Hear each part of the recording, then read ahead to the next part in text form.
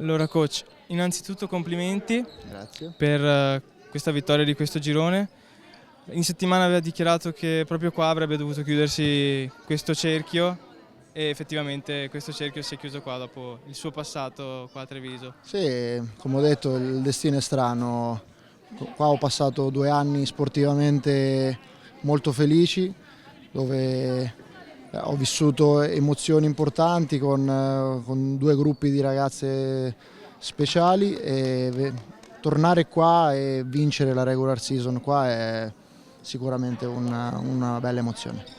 E volevo chiederle, sulla carta era una partita che poteva essere presa sotto gamba dalle sue ragazze, visto il testacoda della classifica che c'era.